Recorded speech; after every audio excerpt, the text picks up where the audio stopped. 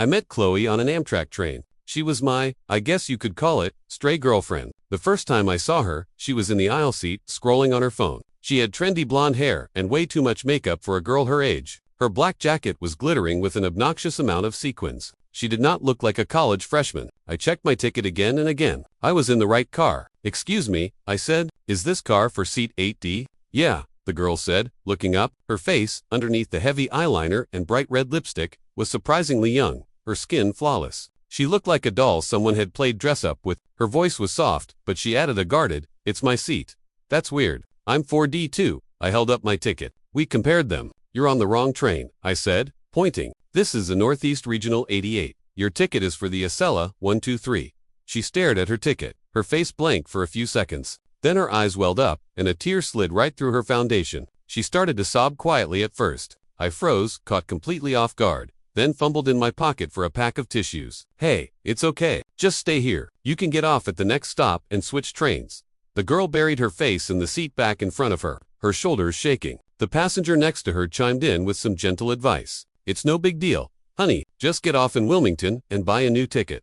After a minute, she stopped crying and looked up at me, her eyes red and puffy. "I don't have any money," she whispered, her voice barely audible. I took in the whole picture again, the perfectly manicured nails, the high-quality fabric of her white shirt, the latest model iPhone, the python print Louis Vuitton bag slung over her shoulder. She looked like she'd just stepped out of a mansion in Greenwich. Or maybe she's just some grifter with a bag full of high-end fakes. I thought, "You don't have money for a ticket. What about your parents?" "My car's not working," she mumbled, "and I don't want to go home anymore." "Great, a teenage deadbeat probably maxed out her credit card and got it frozen. You should call your family. Get them to wire you some cash for the ride." She just pouted. "Where are you going?" she asked quietly. "Can I stay at your place for a few days?" Did I hear that right? Kids these days were this casual. This had to be some new kind of scam, a honey trap on a train. I had never seen anything so brazen in my life. "Absolutely not," I said, probably too quickly. "That's not going to happen. Don't you have anyone you can call? I'll even buy you a ticket to wherever you need to go."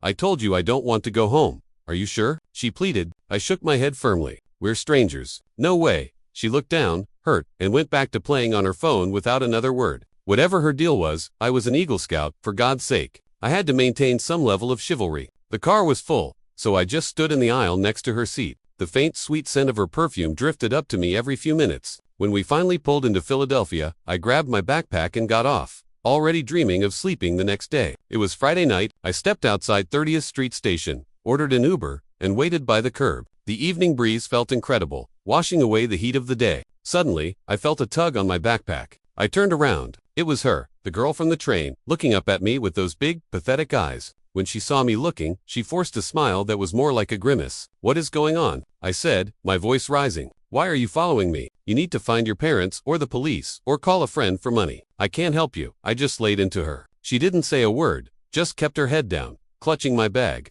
My Uber pulled up just then. "Ethan from Market Street. You getting in, or what? This is a tow-away zone." I tried to shake her off my bag. "I have to go find a station agent." I opened the car door, and like a flash, she darted past me and slid in the back seat. "What the hell are you doing?" I yelled. The driver was even more annoyed than I was. "Just get in, man." "What? You have a fight with your girlfriend. Get in before I get a ticket." Defeated, I climbed in. "Look, man, I swear I don't know her. She was on my train, and now she wants to come home with me. You believe that?" The driver glanced at me in the rearview mirror. "Who do you think you are?" "Ryan Reynolds." By the time we got to my apartment complex, I sort of resigned myself to the situation. Whatever her game was, it was my apartment, my turf. Worst case, I called the cops. I was a grown man. I wasn't about to get played by some teenage girl. She followed me into the building and onto the elevator. We stood in silence, both lost in our own thoughts. She suddenly seemed to realize the gravity of the situation, a flicker of fear crossing her face. "Do you live alone? You're not going to make me do anything I don't want to do, right? I'm not 18 yet." I shot her a sideways glance. "A little late to be worried about that, don't you think?" I did live alone in a one-bedroom I'd been renting since I graduated last year. "I'm not scared," she said, trying to sound tough. "I think you're a good person." "Don't worry," I said, dropping the act. "Consider my good deed for the decade. You can crash for one night, and tomorrow you figure your life out."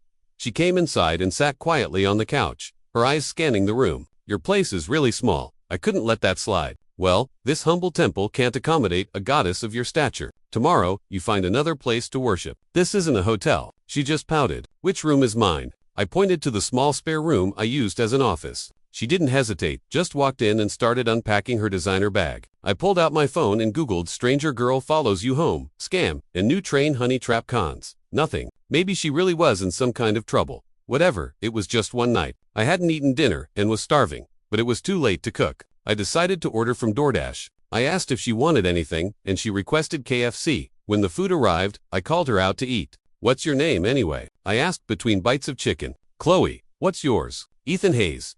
"You're older than me, right? Can I call you Big E?" I almost choked. "No, just Ethan. Just Ethan is fine." Chloe continued, unfazed. "My parents got divorced when I was little. My dad's always busy working overseas, and my stepmom sucks. She only cares about her own precious son and hasn't sent my allowance in forever, so my card got declined. I didn't want to bother my dad about it. I was going home for summer break, but then I got on the wrong train and I just got so mad I decided not to go home at all. I'll just wait until school starts again. Here, this is my student ID. If you don't believe me," I glanced at it. She really was a freshman, which explained the potent combination of innocence and stupidity in her eyes. "It was a sad story though. I'm sorry to hear that," I said, softening a bit. "But even if your stepmom is awful, it's still your family. You could just tough it out for tonight. Just make do here. There are new towels and toiletries in the bathroom cabinet if you want to shower." Chloe nodded. "Okay, thanks." After we ate, she took a shower, yawned, and went to bed. I, on the other hand, had to finish a report for my boss. The life of a corporate drone. So much stress for such a pathetic paycheck. Meanwhile, this broke college kid was sleeping soundly in a stranger's house without a care in the world. The next morning, a Saturday, I was woken up by a series of loud clangs and bangs from the kitchen. I stumbled out of my room, rubbing the sleep from my eyes to find Chloe attempting to cook. She was wearing a set of cartoon print pajamas and fuzzy slippers, looking completely out of her element. When she saw me, her face lit up, a complete 180 from the gloomy girl I'd met yesterday. "Morning. Breakfast will be ready in a minute." I was impressed by the effort. "Wow, I didn't know you could cook." After I washed up, I saw she'd actually managed to produce 2 dishes, a pan of scrambled eggs and a stack of toast. The eggs were a little salty, but it beat my usual breakfast of nothing. She seemed incredibly proud of her culinary skills, nodding with a self-satisfied smile after every bite. "So, what's your plan if you're not going home for the summer?" I asked. Chloe blinked. "I'm staying here. I thought about it all last night. Don't worry, I'll pay you for rent. We could just keep a running tab and I'll pay you back when I get my money." I stared at her. "Whoa, that was not the deal we made yesterday. How can you be so reckless? You're staying in a stranger's house. A strange man's house. What is wrong with you? Even a terrible stepmom would be worried." "Sick. We're not strangers," she said, smiling. "We know each other now. We even had breakfast together." "Right, Biggie." "Oh sorry, Ethan, my head was about to explode. If your family can't find you, they're going to freak out. They'll think I kidnapped you." Chloe wiped her mouth with a napkin and held up her phone. "Relax. I already texted them, told them I got a summer job on campus, and I'm not coming home. Honestly, my stepmom and her darling son couldn't care less. They're so fake. Every time I see them, I'm way more comfortable here." Holy crap. The little schemer had it all planned out, and she made herself right at home. After breakfast, she popped down on my couch, cross-legged, and started playing games on her phone, yelling at the screen. I felt like I was the one intruding on her space. I had no idea what to do with myself. She was comfortable, but I was miserable. My job was stressful enough without having to babysit a runaway freshman. I had to get her out of here. Kicking her out felt wrong, but I had to come up with something. A couple of days later, to show her gratitude, Chloe announced she was treating me to a big dinner. On credit, of course. "Once my stepmom sends my allowance, we'll have more than enough to live on. I promise I'll pay you back then." Treating me on credit. And what's this? "We'll have enough to live on" business. Still, living with a quirky, beautiful girl wasn't the worst thing in the world. No, stop it. She's like a little sister. A really annoying little sister. Focus on getting her out. "What kind of big meal are we talking?" I asked. "A slice of pizza. A burger from McDonald's." Chloe wagged her finger. No. I'm taking you to a real buffet." "Fine," I said. "You're buying." A little while later, we were standing in front of Fogo de Chão, a high-end Brazilian steakhouse I'd heard about but never been to. I gave her a questioning look, and she nodded confidently. This kid has no concept of money, I thought. No wonder she ended up broke. Still, I had to admit it was a solid gesture. The bill came to over $300. Even though it was technically a loan, I felt tears welling up as I swiped my credit card. But a free meal is a free meal. On the way home, I was extra nice to her, and for the next 3 days, I didn't once mention her leaving. And so, Chloe and I fell into a routine of respectful cohabitation. But the vibrant, put-together girl I'd met on the train quickly revealed her true colors. Her clothes and socks were perpetually stuffed into messy piles in her closet. When something got dirty, she just bought something new. Makeup and toiletries were scattered across every surface in the living room and bathroom. And of course, she never cooked again. I'm a bit of a neat freak, and while I could tolerate it for a while, I eventually started nagging her. She'd clean up when I complained, but 2 days later, it would be a disaster again. Another week passed. Chloe was living her best life with no intention of leaving while I was still grinding away at my 9 to 5. Have you thought about getting a hotel room or renting your own place? I asked one night. Are you sick of me? She asked, her lip trembling. What did I do wrong? I can change. It's not you, I said. It's just a guy and a girl living together. It's not appropriate. Then you just have to control yourself, she said matter-of-factly. I know I'm young and beautiful, but I'm still a minor. You're a good person. You can't take advantage of me. Who's thinking about taking advantage of you? I wanted to scream. And besides, if I was going to, I would have done it by now. Who made the rule that good guys have to finish last? But her words gave me an idea. Over the next few days, I started intentionally acting like a creep to scare her. Every time, she'd blush furiously, call me a pervert, and run into her room, slamming and locking the door. Damn it, it was one thing to guard against actual creeps, but I was a gentleman. The plan backfired spectacularly. Not only did Chloe not leave, but after a while, our dynamic started to feel flirty. From an outsider's perspective, it probably looked like we were a couple playfully bickering. I abandoned that strategy immediately. My feelings for her were more like those for a clueless little sister, a friend I could vent to without any strings attached. In the adult world, every relationship is transactional. Happy hour with colleagues means talking about work. A date with someone from an app means talking about life goals and finances. With Chloe, there was none of that pressure. We could talk about anything, no matter how ridiculous. We didn't always see eye to eye given our different ages and experiences, but it didn't matter. We actually had some great times. We'd go out for Korean barbecue, catch a movie, or scream our lungs out at a karaoke bar. On weekends, we'd drive out of the city for picnics, hikes, or fishing trips. But over time, the conflicts grew. Beyond her méchance's, there were other things. She was a night owl, and I was a light sleeper. She'd come home late, slamming the door and waking me up, leaving me staring at the ceiling for hours. Sometimes, in a fit of charity, she'd bring stray cats or dogs from the neighborhood into the apartment for a meal, and I'd occasionally find little presents they'd left in a corner. I wanted to strangle her. Then, a few days later, she came to me in a panic. My ex-boyfriend is here, she whispered. I don't want to see him. Can you help me? Please. Her ex. I thought, perfect. This was my chance. I could play matchmaker, get them back together, and she'd finally move out. I agreed immediately. When I got home from work that evening, Chloe grabbed my arm. We broke up 6 months ago, but he saw the location tag on my Instagram story and tracked me down. He's been downstairs all day. I'm scared. Can you make him go away? A real romantic. I was actually curious to meet this guy and give him a little push back into her arms. Following Chloe's directions, I went downstairs. Sure enough, sitting on a lime scooter by the entrance to my building was a skinny kid with bleach blonde hair. He was smoking a cigarette, wearing tight jeans and a pair of Crocs. Hey man, I said, trying to be friendly. You, Chloe's ex.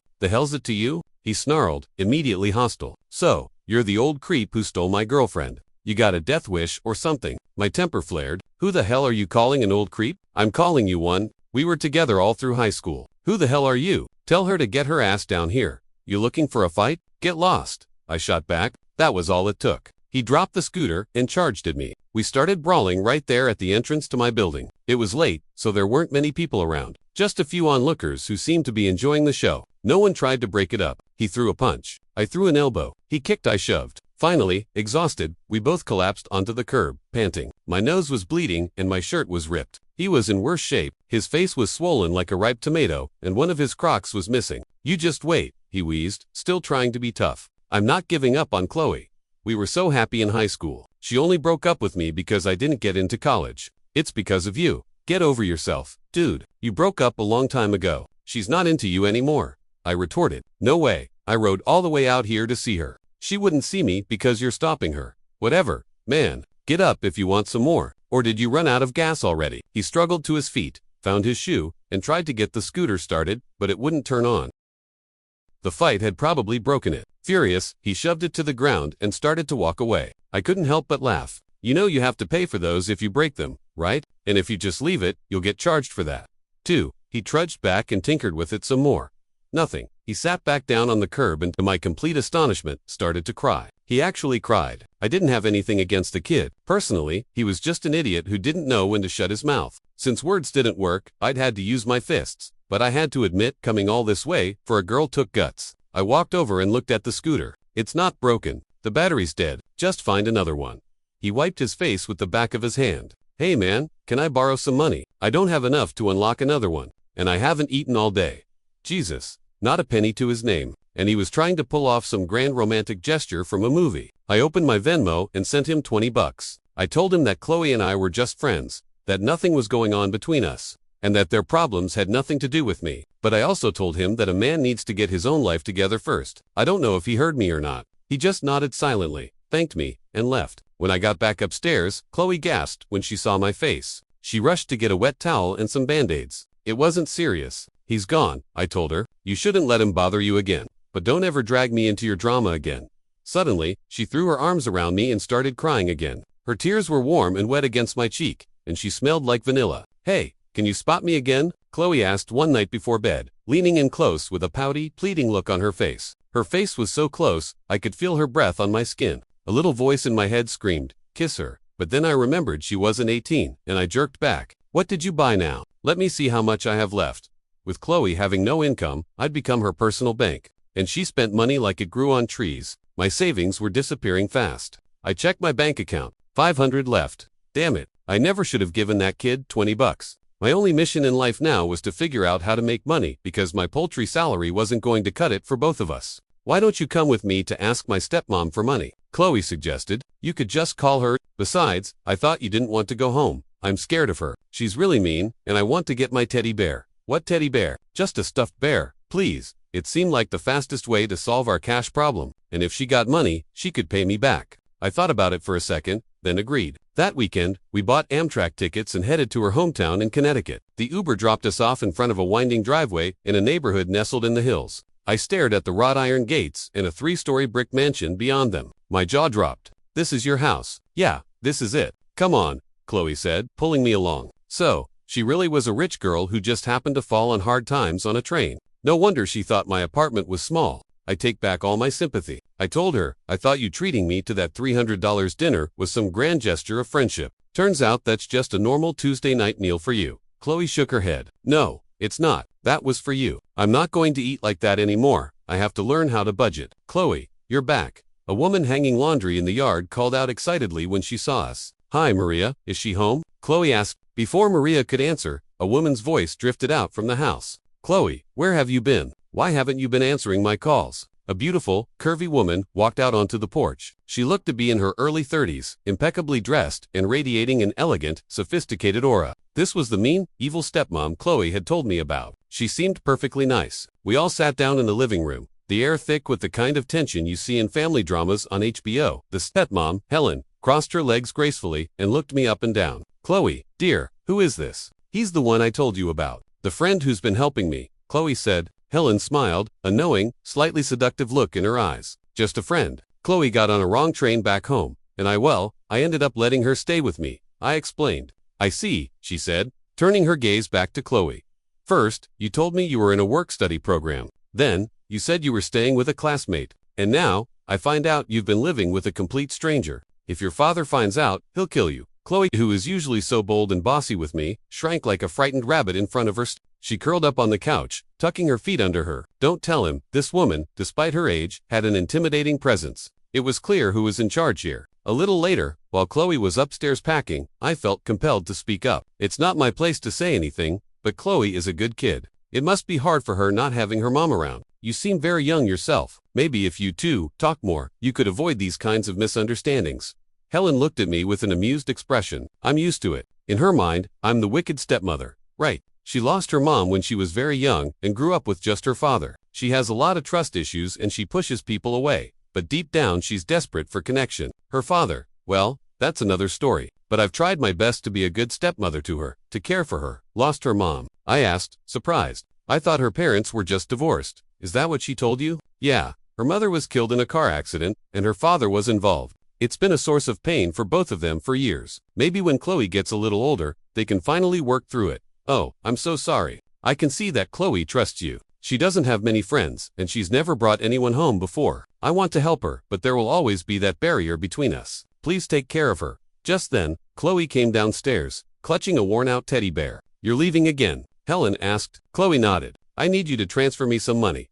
Helen gave me a long, meaningful look. I took the hint. Chloe, you got to be kidding me. You're a secret millionaire and you've been crying poor this whole time. I've never stayed in a mansion before. Aren't you going to invite me to stay for a few days? Chloe shot me a look that clearly said, you were so pathetic. I took a few days off work and stayed at Chloe's house. It was amazing. I didn't have to lift a finger. I suggested we do some sightseeing, and Chloe agreed as long as her stepmom didn't come. I convinced her we needed a driver and someone to carry our bags. The three of us went to an amusement park, saw a movie, and played games at an arcade. I took a ton of pictures of them. To anyone else, they would have looked like sisters. Finally, we visited a beautiful old church in town. I lit a candle, closed my eyes, and said a silent prayer. I hope that we and the people we love can find happiness. And I hope Chloe's mom is resting in peace. After a few days together, the ice between Chloe and Helen seemed to be thawing. But she still came back to Philadelphia with me. I didn't object. On the way back, she told me the whole story. Her dad was in the oil import-export business. She grew up in gated communities and went to private schools. Her stepmom was only a little more than 10 years older than her. And it was true that Helen hadn't sent her allowance in a while.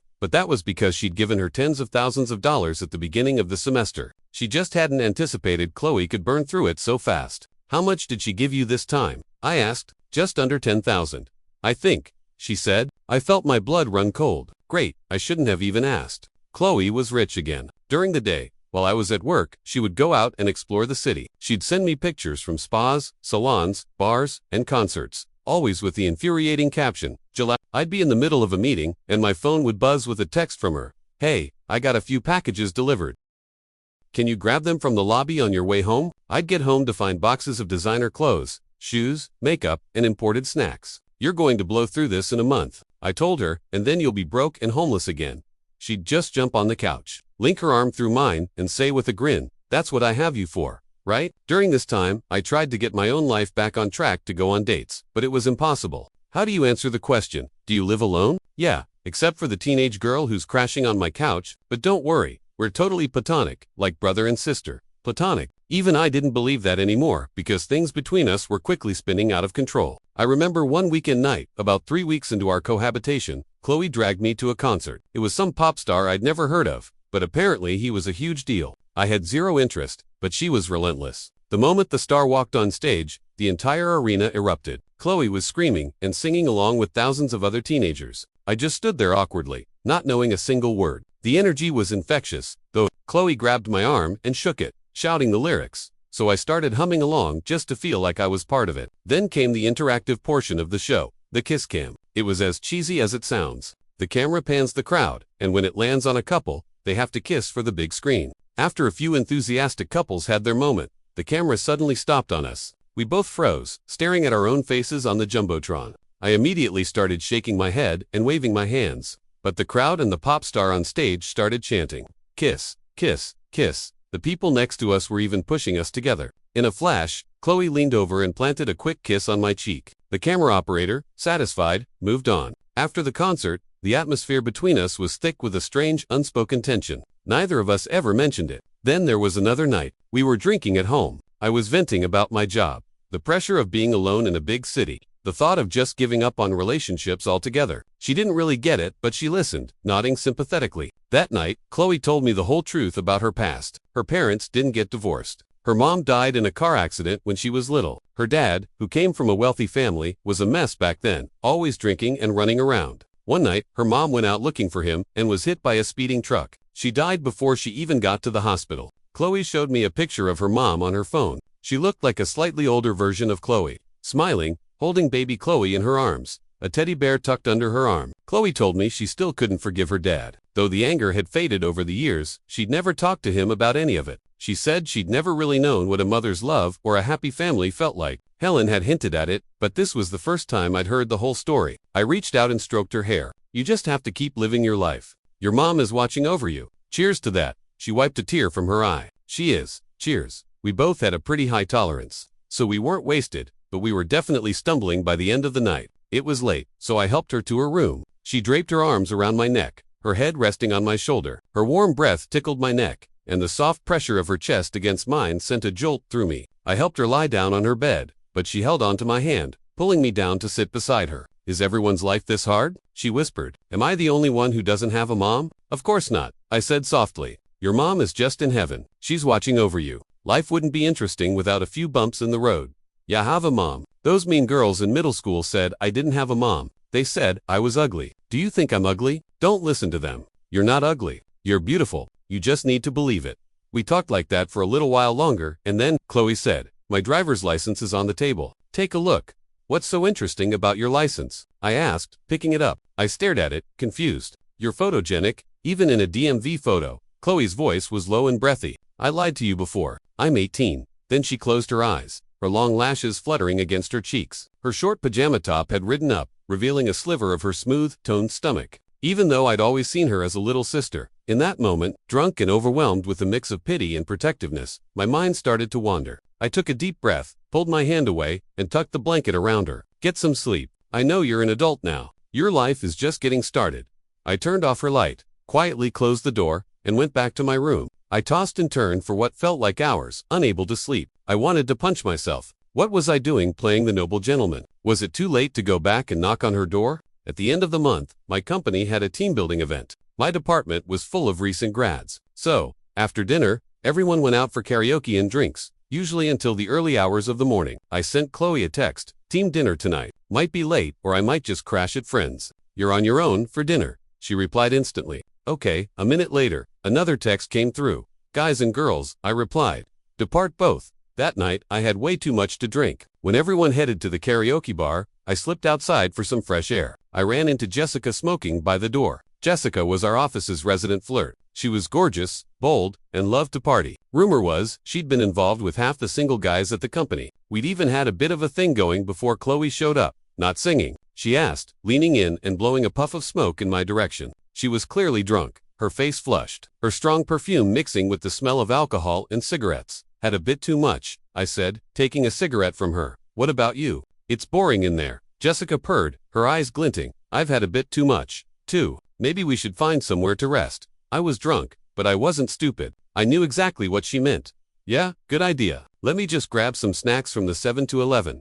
When I came out, she was waiting. We walked to a nearby hotel. The room was lit by a single dim lamp on the nightstand, casting a warm orange glow over everything. The bed was soft, but Jessica's body was softer. Just as things were about to get interesting, ring, ring, ring. The shrill sound of my phone cut through the haze. Damn it, it was Chloe. I sobered up instantly, a cold wave of panic washing over me. It felt bizarrely like my wife had just caught me cheating. I glanced at the screen and silenced it. I told her I wasn't coming home. Why was she calling so late? Ring, ring, ring. It started again. Who is that? So annoying. Just turn it off. Jessica groaned. I saw Chloe's name on the screen again. I was about to decline, but a nagging feeling told me something might actually be wrong. Sorry, I have to take this. What is it? I snapped into the phone.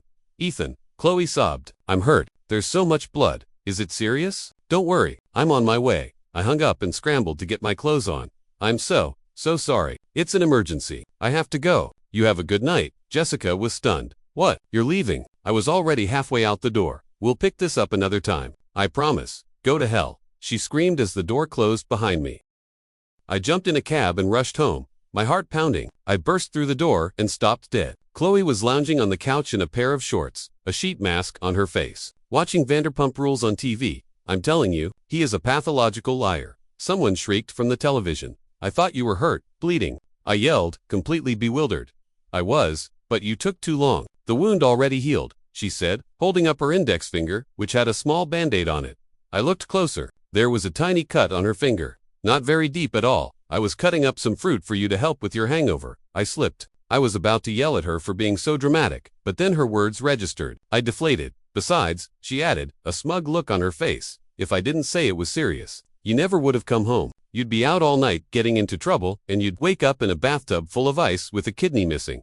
My blood ran cold. It was scarier than any ghost story. A woman's intuition is a terrifying thing. I was convinced she'd installed a tracking device on me. How did you? I started, but caught myself just in time. Be so thoughtful. I finished, lamely. Chloe beamed. I know right now my finger hurts. You can feed me the fruit. Wait, wasn't the fruit for me? I thought about it all night. The next day, I blocked Jessica's number. A few days later, I bought a bouquet of flowers and prepared to make things official. What are you doing? Chloe asked from the couch, her hands flying to her mouth when she saw the flowers. Let me be your boyfriend, I said, my voice serious. Let me take care of you, please. Wow, that's sudden. I thought you were clueless. You know what they say, I said with a grin. Finders keepers. Chloe smiled and took the flowers. I still want that fruit and you have to feed it to me. Mouth to mouth, I teased. If you dare. I'll eat it, she shot back, her chin held high. I lunged forward, pushing her back against the couch cushions and kissed her just as I was reaching for my belt buckle. Who? The loud blast of a train horn echoed in the distance. I opened my eyes, blurry and confused. I was sitting in seat 4F on the Amtrak. My head was pounding. It was all a dream. But next to me, in the aisle seat, a girl in a sequin jacket was sitting there exactly as I dreamed. A handsome guy was standing in the aisle. "Excuse me," he said. "Is this car for seat 8D? "Yeah," the girl said, looking up. "It's my seat, that's weird." "I'm 4D2, the guy said, holding up his ticket. They compared them. "You're on the wrong train," he said. "This is the Northeast Regional 88. Your ticket is for the Acela 123. What the? It was happening exactly like my dream, except this time there were the main characters and I was just a bystander. Sure enough, the girl's eyes started to well up and she began to cry softly. This was getting interesting. An idea sparked in my mind. I stood up, a slow smile spreading across my face, and walked over to her.